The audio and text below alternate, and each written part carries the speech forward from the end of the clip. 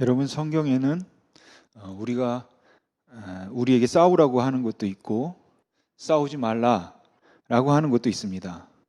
그러나 불행하게도 우리는 성경에서 싸우라고 하는 곳에서 싸우지 않고 싸우지 말라고 하는 데서 싸우는 경우들이 있다라는 것이죠. 여러분, 이 세상은 굉장히 다양한 사람들로 이루어져 있습니다. 그래서 사람들은 자라난 배경과 문화, 그리고 성격에 따라 또 생각하는 방식에 따라 천차만별이다라는 것이죠. 그러나 하나님은 이런 다른 점들을 그리스도 예수 안에서 사랑과 존중으로 또 조화와 연합을 이루게 하셨다라는 것이에요. 그러니까 서로 다른 점들이 그리스도 안에서 조화되면 그게 엄청나게 아름답고 굉장히 풍성함이 나타나도록 되어 있다라는 것이죠. 하나 예를 들어보면, 여러분, 이 세상은 수없이 많은 색깔들로 되어 있습니다. 뭐 말로 표현할 수 없는 색깔들도 많잖아요. 근데 만약 이 온 우주가 빨간색으로만 되어 있다면 어떻겠습니까? 전혀 아름답지 않을 것입니다. 근데 사람들은 서로 다른 것을 잘 용납하지 않는다라는 것이죠. 사람들은 서로 다를 수밖에 없는데 서로 다른 것을 가지고 너는 나와 다르니까 틀렸다, 나와 같이 되어라 라고 주장한다라는 것이에요. 근데 이러한 상황이 되면 이제 발생하게 되는 것은 두 가지인데, 나같이 되라고 주장하는 사람대로 전부 획일화되는 방법이 있고, 다른 하나는 주장하는 사람과 맞서 싸워서 그 사람이 주장하는 소리를 잠자케 하는 방법이 있습니다. 그런데 둘 다 뭔가 트러블이 일어난다라는 것이죠. 그러니까 서로 다른 것을 용납하지 못하는 사람은 어떤 경우든지 또 어디에서든지 문제를 일으킨다라는 것이에요. 여러분, 우리의 삶에서 그리고 공동체 내에서 서로 다른 것이 있고 또 잘못과 죄가 있습니다. 이때 어리석은 사람은 자기와 다른 것을 잘못 또는 죄라고 한다라는 것이죠.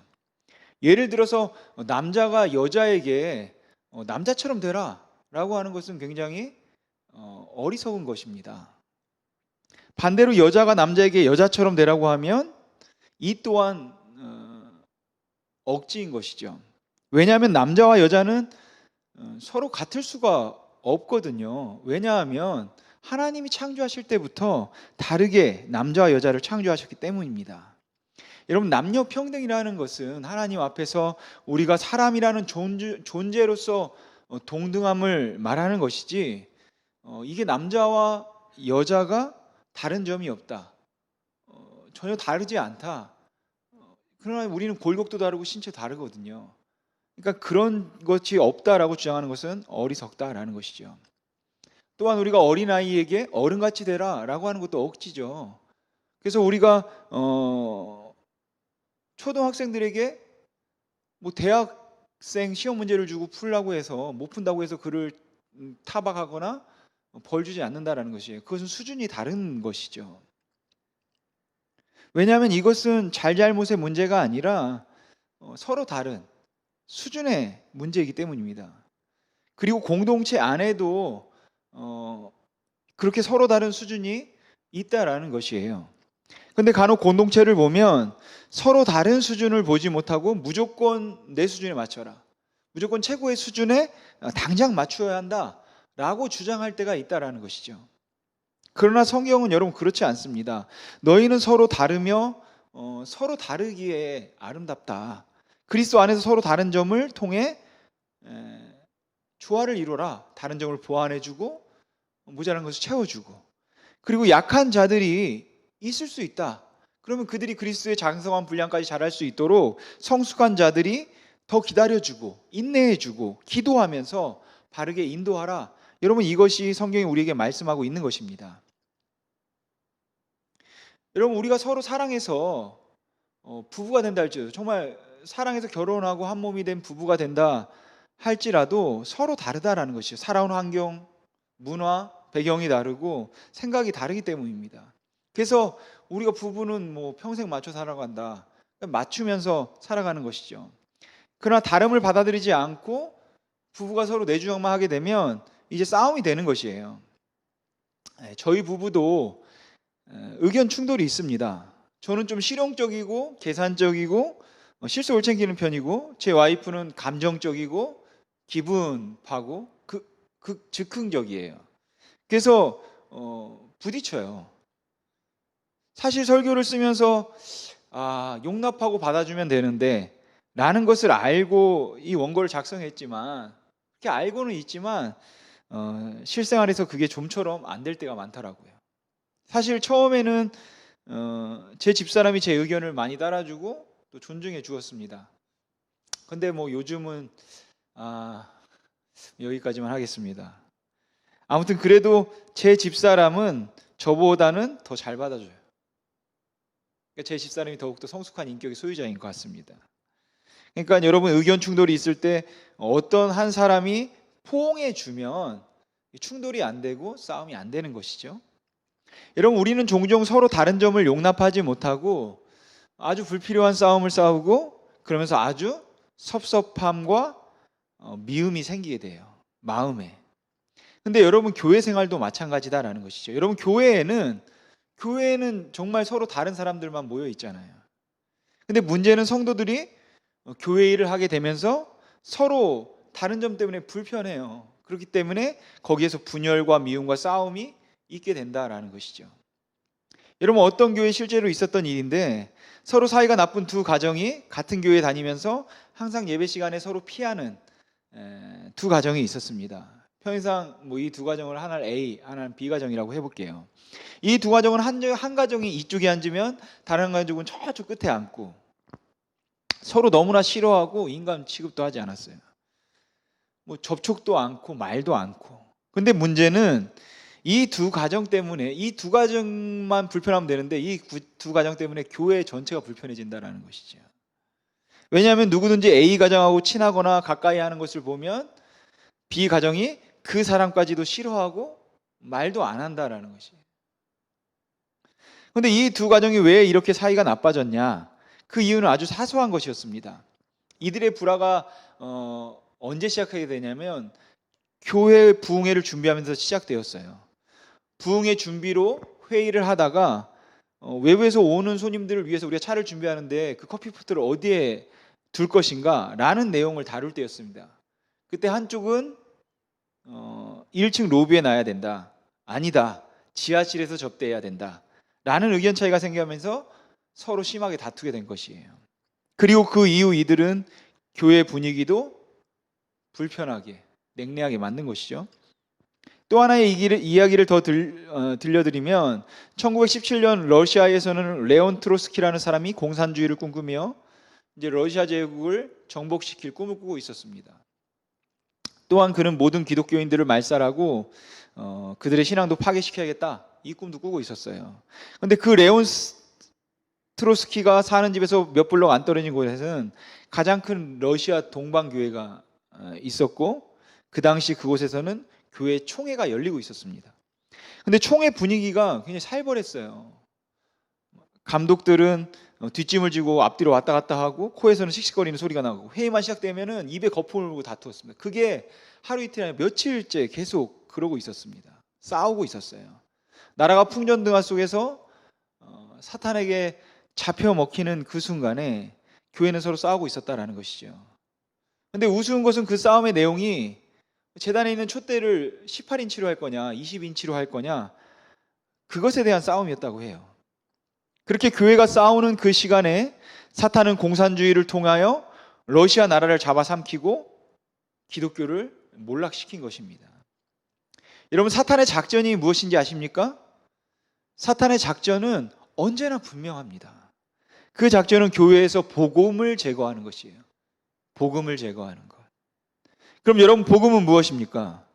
우리가 복음을 여러 가지로 설명할 수 있겠지만 로마서 1장을 보면 그냥 쉽게 알 수 있습니다. 로마서 1장 1절부터 보시면, 예수 그리스도의 종 바울은 사도로 부르심을 받아 하나님의 복음을 위하여 택정함을 입었으니 라고 사도 바울은 이렇게 말한 다음에 2절에서 이 복음은 이라고 시작합니다. 즉 2절 후에 사도 바울은 복음이 무엇인지 설명하고 있는 것이죠. 그런데 그 다음에 나오는 구절들은 수식하는 구절들이기 때문에 생략이 가능해요.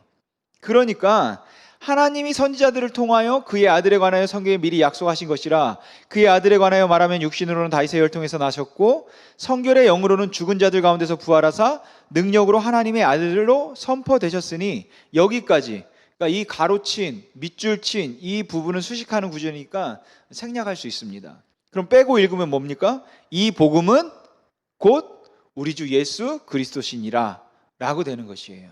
그러니까 여러분, 복음은 무엇입니까? 그건 예수 그리스도입니다. 예수 그리스도에 관한 것, 예수 그리스도에 대한 것이 바로 복음인 것이에요. 그러면 사탄이 어떻게 이 복음을 제거하고 교회를 파괴하겠습니까? 사탄의 책략은 성도들로 하여금 사소한 일에 그들의 자존심을 걸고 싸우게 하는 것입니다. 예배 방법, 교회 구조, 재정, 이런 것들에 대해서 서로 다른 생각과 의견을 확대하여 서로 헛들게 하고 서로 비판하게 하는 것이에요.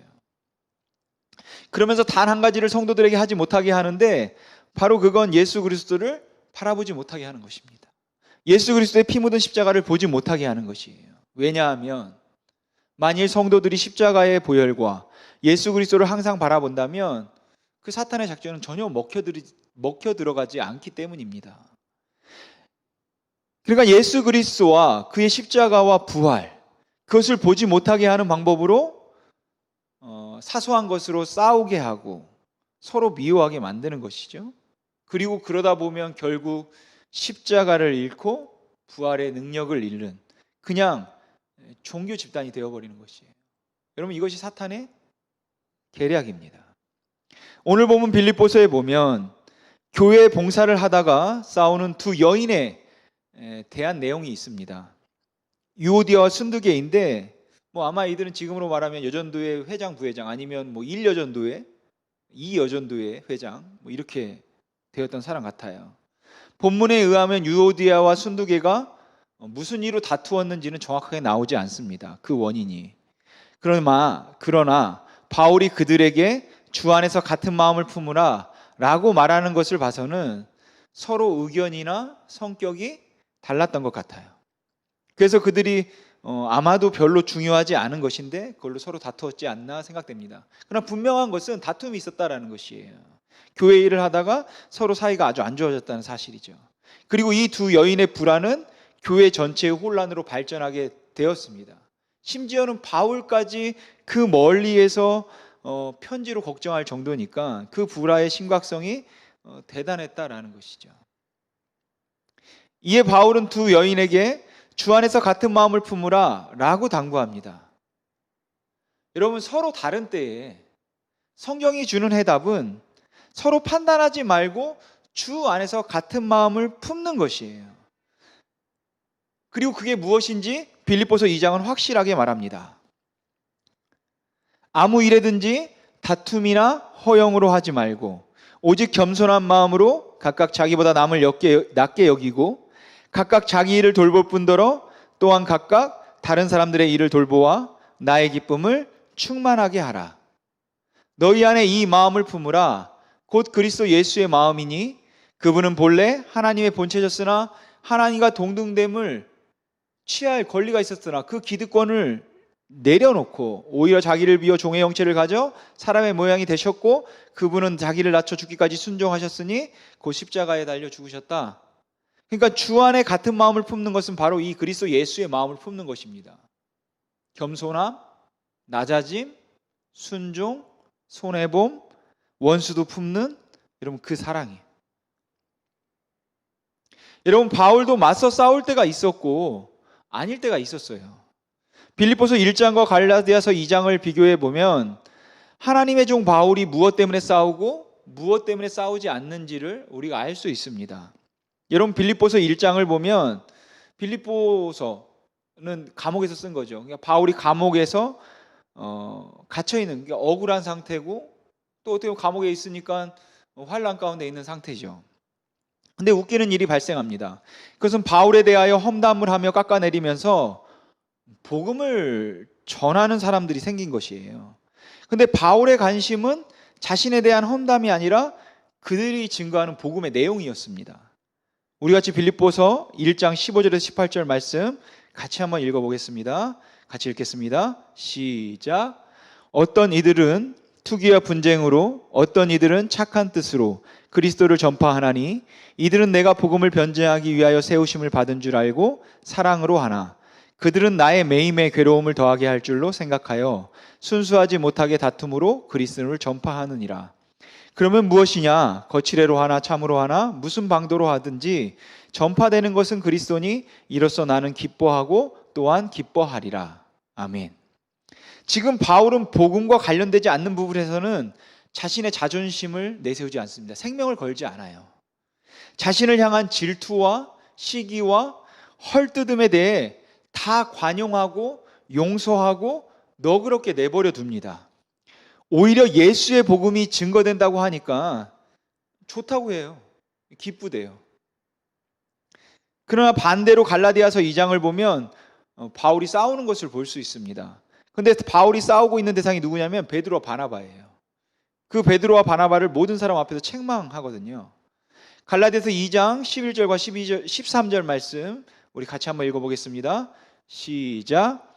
게바가 안디옥에 이르렀을 때에 책망받을 일이 있기로 내가 그를 대면하여 책망하였노라.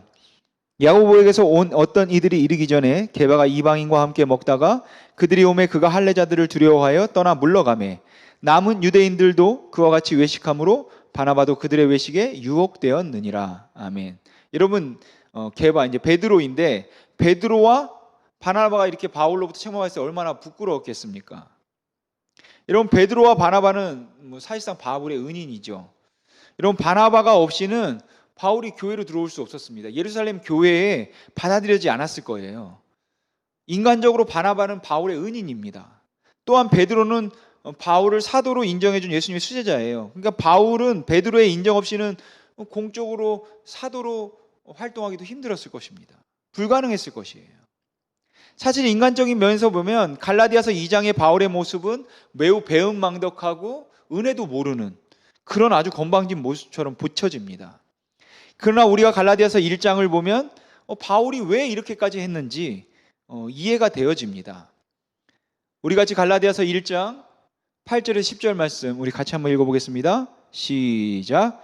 그러나 우리나 혹은 하늘로부터 온 천사라도 우리가 너희에게 전한 복음 외에 다른 복음을 전하는 저주를 받을 것이요 우리가 전에 말하였거니와 내가 지금 다시 말하노니 만일 누구든지 너희가 받은 것 외에 다른 복음을 전하면 저주를 받을지어다. 이제 내가 사람들에게 좋게 하랴 하나님께 좋게 하랴 사람들에게 기쁨을 구하랴 내가 지금까지 사람들의 기쁨을 구하였다면 그리스도의 종이 아니니라. 아멘. 여러분 바울은 복음을 바로 지키기 위해 베드로가 비록 잠깐이긴 하였지만 행위로 복음을 오해시키는 그러니까 할례 받지 않은 사람들과 식사해도 괜찮은 것인데 그들과 함께해도 괜찮은 것인데 예루살렘에서 할례자들이 오니까 혹시 해를 당하지 않을까 하고 도망간 거예요. 베드로가. 그러니까 거기 할례 받지 않은 자들이 어떻게 생각하겠습니까? 아 이게 할례를 받아야 되는 건가? 이렇게 오해할 수 있는 것이죠. 그래서 바울은 베드로를 책망하면서까지 복음의 순수성을 양보할 수 없었던 것이에요. 그러니까 바울은 예수님께 받은 이 복음을 위해 대인관계든지 자신의 입장이든지 나아가 자신의 생명까지도 아끼지 않았던 것입니다. 즉 바울은 자신이 사람들 앞에 배은망덕해 보일지라도 복음의 순수성만큼은 지켰다라는 것이죠.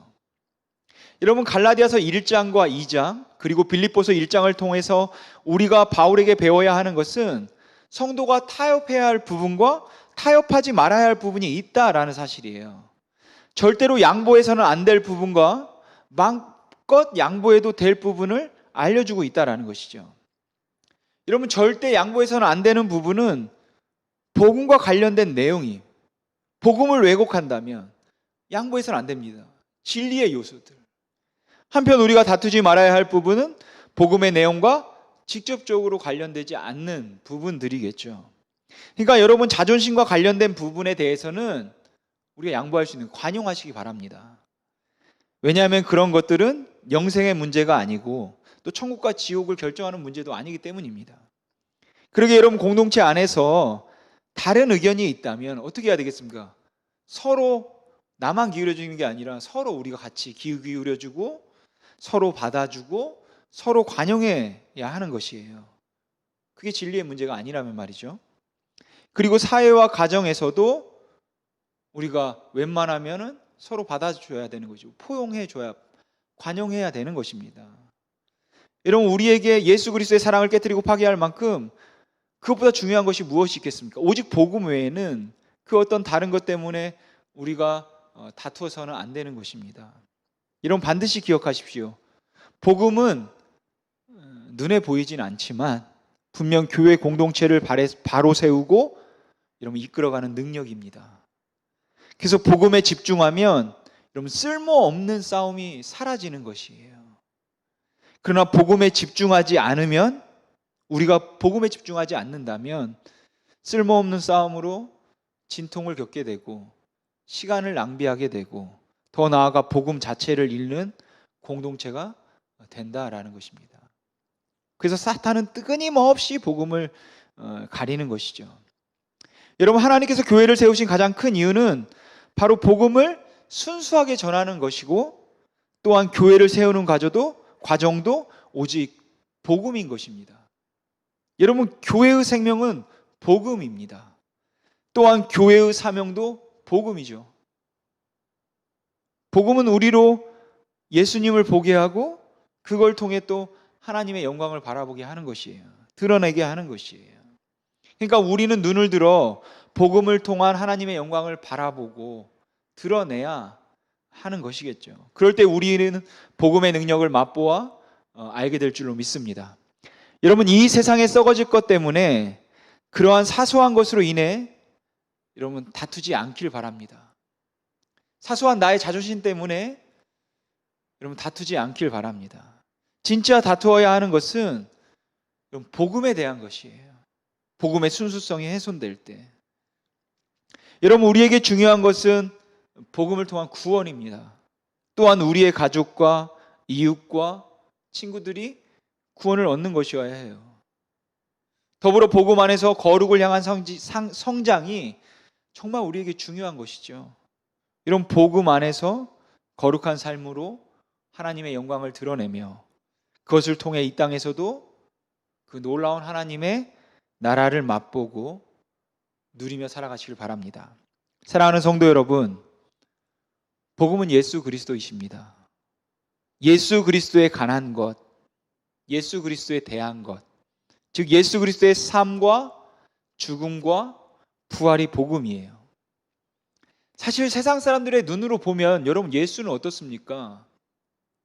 소외된 자들의 친구, 왕따들의 친구, 돈 되는 일을 하지도 않고 그저 여기저기 돌아다니면서 아픈 자들이나 치료해주고 그런 능력이 있는데도 고지에 올라서지 않아요. 높은 곳으로 가지 않습니다. 그러다 그냥 십자가에서 처참히 죽어요. 세상 사람들이 볼 때는 예수는 그냥 실패자입니다. 그래서 안 믿는 자들에게 복음은 미련한 것으로 보여요. 예수 그리스도는 미련해요. 그러나 여러분, 우리 믿는 자들에게는 나의 죄 때문에 십자가에 죽으시고 부활하신 그 복음은, 그 예수 그리스도는 우리에게 영생을 주시는 하나님의 능력인 줄 믿습니다. 또한 교회의 모든 문제의 해결점은 복음으로 축소된다는 것을 여러분 잊지 마시길 바랍니다. 그러니까 복음을 제대로 알고 체험하면 사탄의 모든 역사, 사탄의 모든 공격은 힘을 잃는 것이에요. 그래서 복음만 제대로 깨달아지면, 복음을 제대로 알고 있는, 복음대로 제대로 살아가는 공동체가 된다면, 우리가 그렇게 복음대로 행한다면 이 공동체의 문제는 다 해결되는 것이에요. 그렇다면 여러분, 복음을 중심으로 하여 위대하고 원대하고 멋있는 삶을 살려면 어떻게 해야 될까요? 복음을 위한 성도의 삶을 어때야 하겠습니까? 그것이 오늘 보면 빌립보서 1장 27절에서 30절에 잘 나오고 있습니다. 첫 번째 27절, 오직 너희는 그리스도의 복음에 합당하게 생활하라입니다. 남들이 볼 때 우리에게 복음을 가리는 삶이 있다면 여러분 버려야 된다라는 것이죠.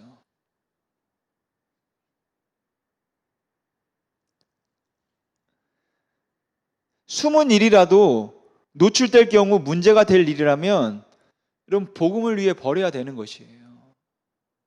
내가 예수 그리스도의 영광을 가린다면 나의 행동이, 나의 삶이 과감히 끊어내야 되는 것입니다. 두 번째는 너희가 한 마음으로 서서 한 뜻으로 복음의 신앙을 위하여 협력하라입니다.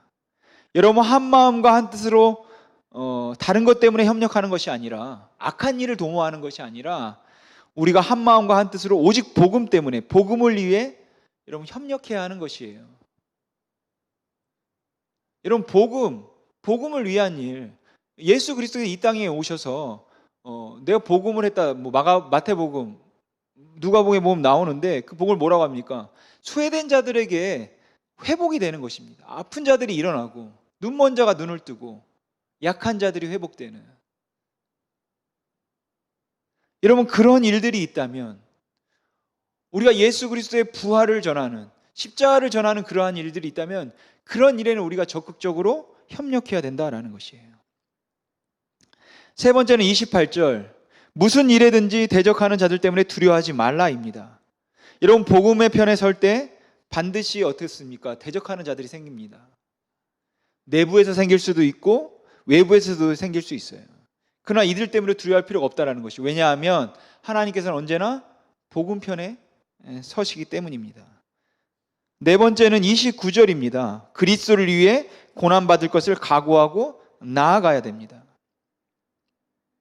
여러분, 많은 믿음의 선조들이 복음 때문에 목숨을 잃고, 너 예수 그리스도 부인해, 예수 그리스도가 네 구주가 아니야 라고만 말하면 살려줄게 했는데 그거 안에서 죽었습니다. 자기네 자식이 눈앞에서 죽어가는 것을 보았어요. 감옥에 갇히고 숲을 유리하고 동굴에서 살고. 근데 여러분, 우리도 복음 때문에 그럴 수 있다는 것이죠. 어려움을 당할 수 있고, 고난을 당할 수 있고, 재산상 손해를 볼 수 있고, 누명을 쓸 수 있고, 오해를 불러일으킬 수 있어요. 명예를 잃을 수도 있고. 그러나 누가 알아주십니까? 우리 주님이 보고 계세요. 알아주세요. 참 장하다. 그러니까 주를 위해 고난받을 각오를 하라라는 말씀인 것이죠. 마지막으로 30절, 복음을 위해 싸워라입니다. 여러분, 앞으로 복음에 반하는 온갖 종류의 싸움이 더욱 거세질 것입니다. 우리가 성경을 보면 말세 때에 그러한 내용들이 많이 나오지 않습니까? 교회 내부에서도 일어날 수 있고 외부에서도 공격해 올 수 있겠죠. 그 와중에 진정한 그리스도인과 거짓된 사람들, 그리고 하나님의 복음을 가리는, 하나님의 복음을 짓밟는 자들이 나뉜다라는 것이에요. 이러한 미래를 바라보면서 우리는 복음을 순수하게 지키고 주의 백성들을 지키는, 또한 예수 그리스도의 삶을 살아가는 거룩한 전쟁을 치러야 할 것입니다. 저는 오늘 여러분 모두가 복음으로 도전하기를 원합니다. 또한 성령의 충만함 받기를 원해요. 여러분, 복음으로 산다, 우리가 그 예수 그리스도의 삶을 따라서 그 거룩한 길로 산다, 쉽지 않습니다. 너무 어려워요. 우리의 능력으로, 우리의 힘만으로 안 됩니다. 그렇기 때문에 성령의 능력이 필요한 것이에요. 성령의 능력으로 우리를 도와달라라고 기도해야 되는 것이고, 성령 충만함으로 우리를 이끌어달라라고 우리가 매달려야 되는 것입니다. 여러분, 성령의 충만함은 우리로 하여금 복음에 대한 더 깊은 관심과 여러분 사랑을 갖게 하며, 복음을 더욱 깊이 깨닫게 함으로 복음의 능력을 체험하는 자리로 인도한다라는 것을 여러분 잊지 마시기 바랍니다. 여러분, 이제는 우리가 사소하고 중요하지 않은 것으로 목숨 걸고 다투는 모습은 우리의 남은 인생 가운데 그 그림자라도 사라지길 여러분 바랍니다. 그리고 그 대신 여러분의 삶에 오직 복음을 위한 처절한 몸부림과 거룩을 향한 영적 싸움이 여러분 시작되길 소망합니다. 또한 사탄의 일을 진멸하는 하나님의 능력이 여러분의 삶 가운데 나타나길 소원합니다. 여러분은 언제 싸워야 하고, 우리 성도들은 언제 싸우지 말아야 하는지 정확하게 아는 비결은 다른 건 없습니다. 항상 우리 주 예수 그리스도께 관심을 갖고 그 주의 복음의 일에 여러분 집중하는 수밖에 없어요. 항상 복음을 붙잡고 가는 수밖에 없어요. 항상 예수 그리스도만을 바라보는 수밖에 없습니다. 우리 모두의 남은 여생이 여러분 헛된 싸움이 아니라 오직 복음을 위한 싸움을 싸우는 가장 가치 있는 삶이 되시기를 예수 그리스도의 이름으로 소망합니다. 기도하겠습니다.